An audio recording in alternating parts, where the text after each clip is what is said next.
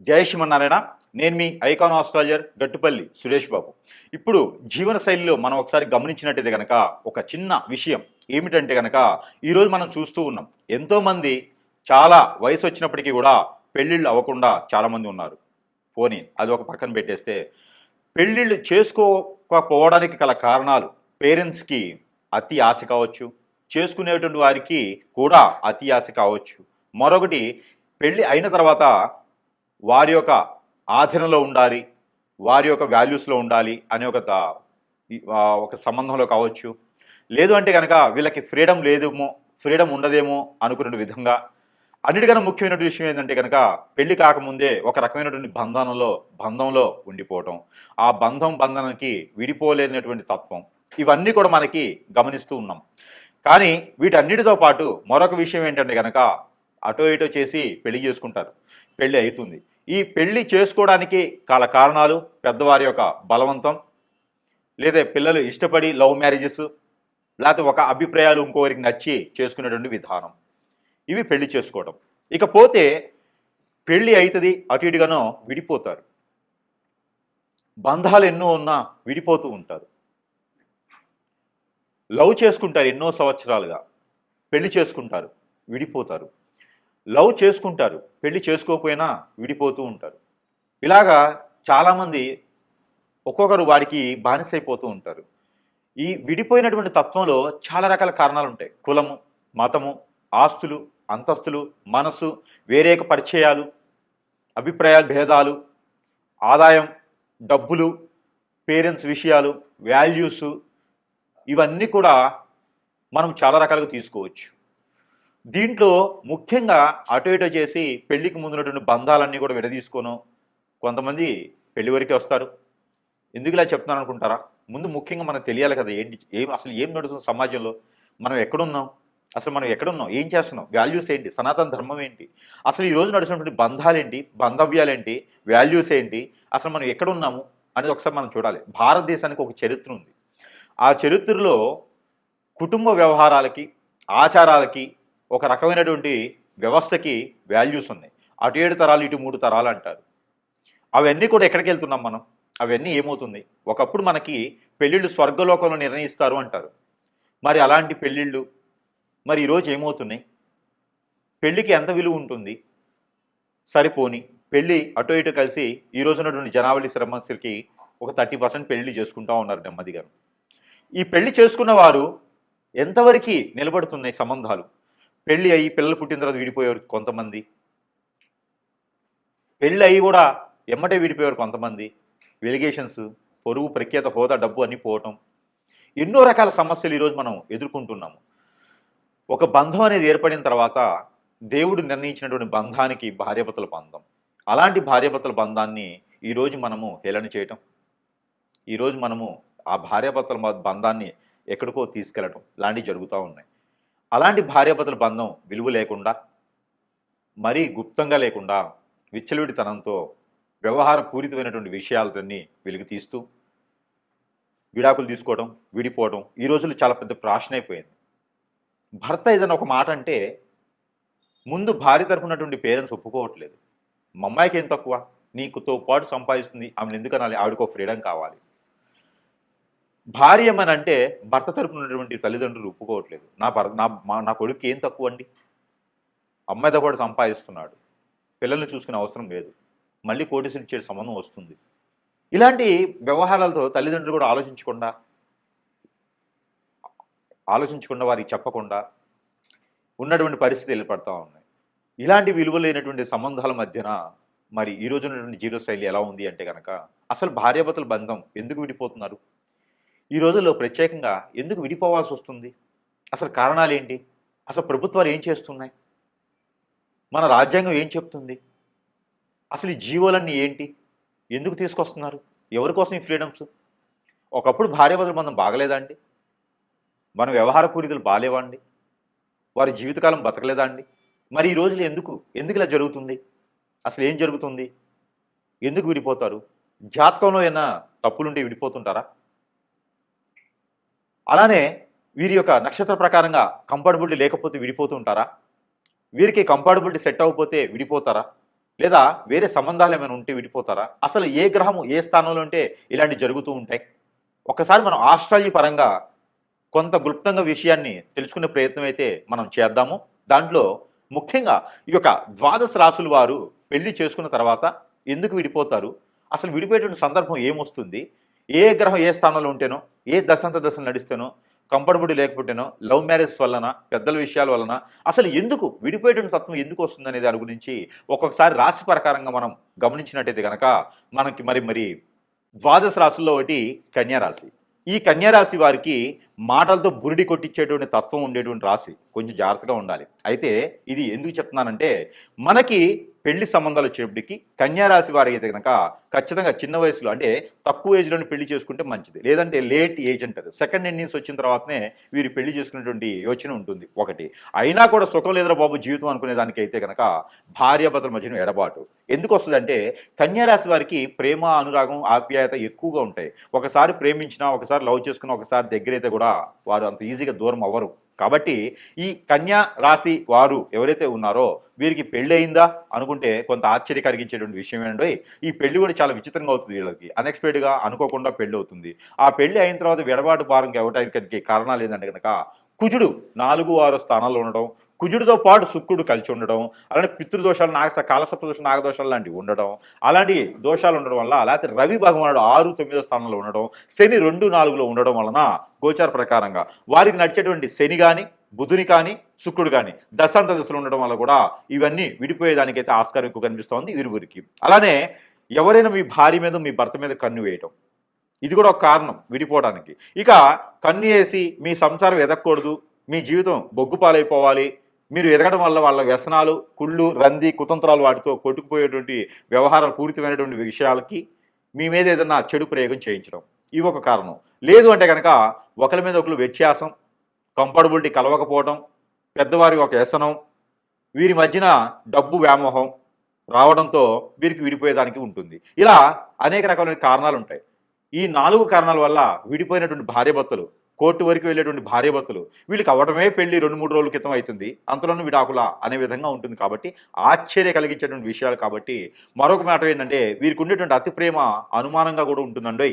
ఇది కన్యారాశి వారి కాబట్టి ఖచ్చితంగా వారికి ఉండేటువంటి ప్రేమ కూడా అనుమానం కింద ఉంటుంది. అతి ప్రేమ అనేది అనుమానం కాబట్టి అది కూడా ఒక కారణం. కాబట్టి ఇన్ని కారణాల వల్ల విడిపోయేటువంటి భార్యాభర్తలు వీరి వలన సంసారం బొగ్గు పాలవుతుంది, దుర్గతి పాలవుతుంది. కాబట్టి వీరు ఎవరైనా సరే మనసులో మేమిద్దరం కలిసి ఉండాలి, అన్యోన్యంగా ఉండాలి అనుకుంటే చిన్న పరిహారాలు చెప్తా. లేదు అంటే కనుక సమీప దూరంలో ఉంటున్న గురువు గారిని సంప్రదించండి. అలాగా మన దగ్గర అయితే కొన్ని రకాల వస్తువులు మంత్రోచ్చారణ చేసి ఉంటాయి.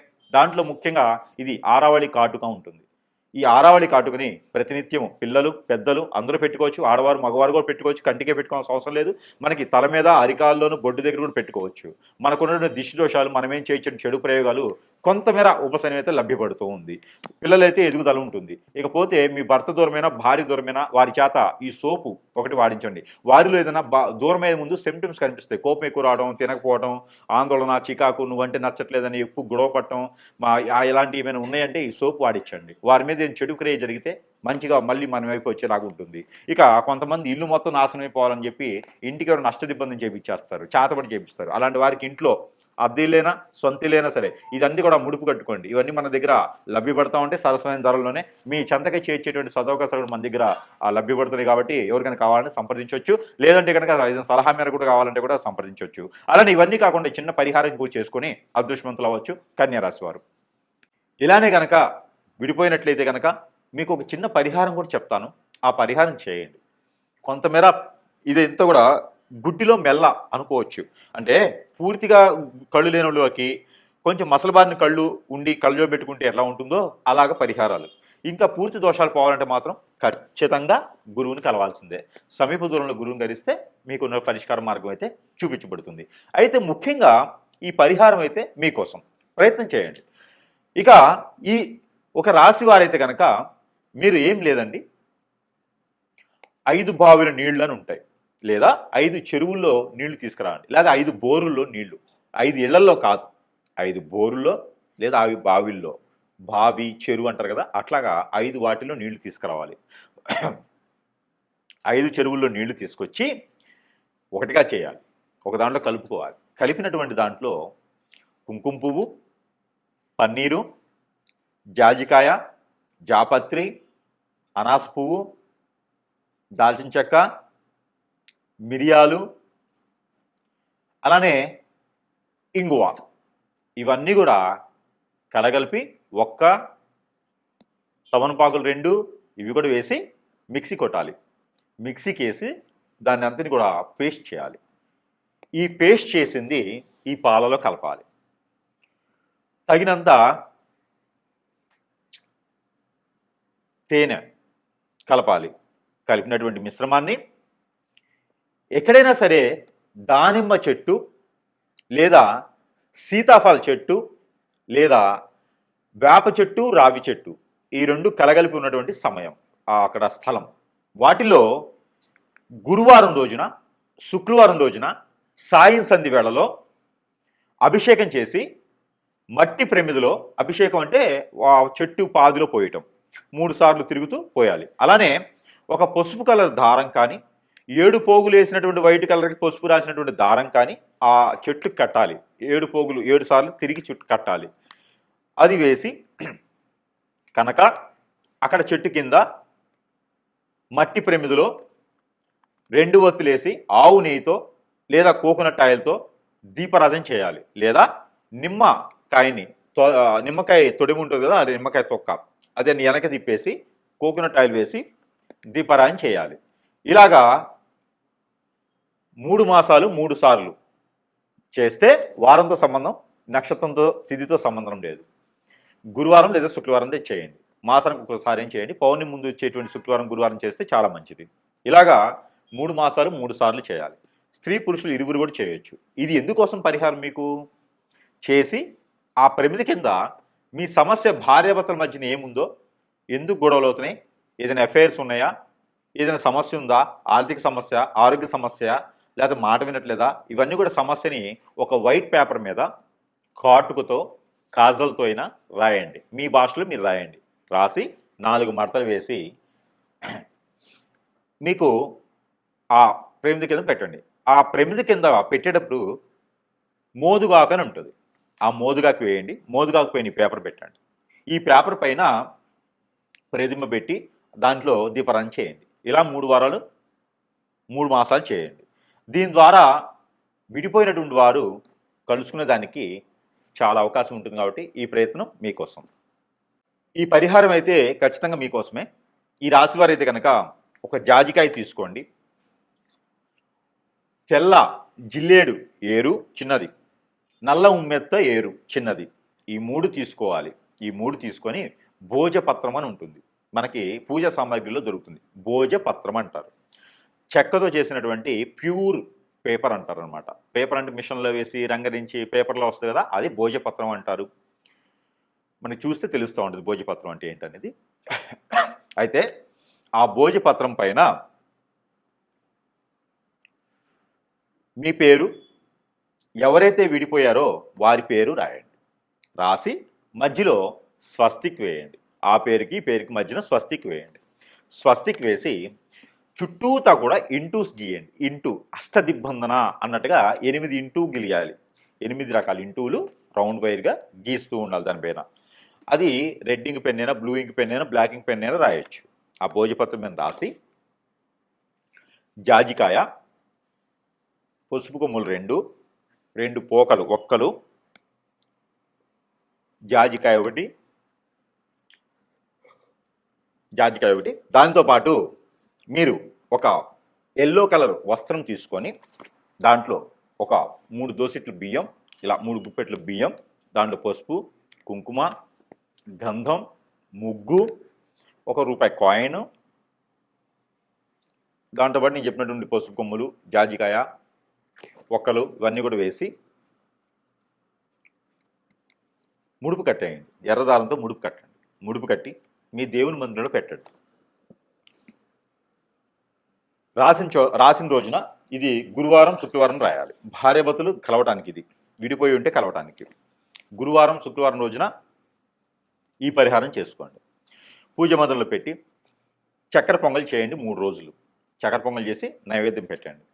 నైవేద్యం పెట్టేసి ఆ ముడుపుని 3 రోజుల తర్వాత తీసుకొని వెళ్ళి ఎక్కడైనా పారేడు నీటిలో వేయండి.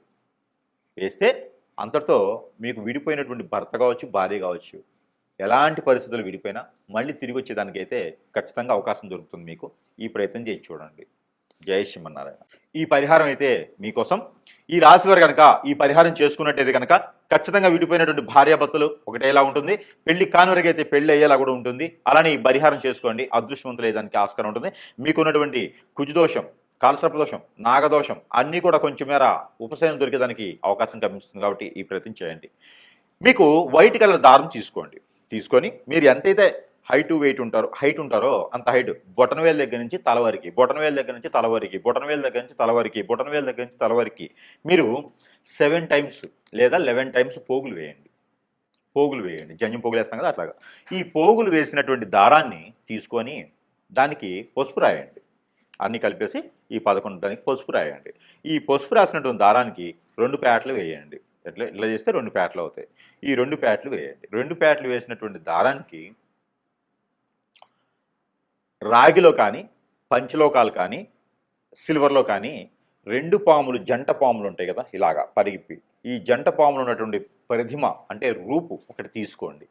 ఈ రూపు తీసుకొని ఈ కొలిసినటువంటి దారాన్ని దానికి కట్టేసేయండి. దానికి అడ్డంగా కట్టేసేయాలి. బంధన అన్నట్టుగా, బంధన అంటే ఇలా కట్టాం, అడ్డంగా కడతాం బంధన. ఈ బంధన అనేది దానికి కట్టేసేయండి. ఈ కట్టినటువంటి దాన్ని మీ తల దగ్గర పెట్టుకొని ఒక 3 రోజులు నిద్ర చేయండి. అలాంటి సమయంలో కలవద్దు, అలాంటి సమయంలో విడిగా పడుకోవాలి, నేల పడక చేయాలి. చాప మీద పడుకుంటే మంచిది, మంచం మీద పడుకోవద్దు.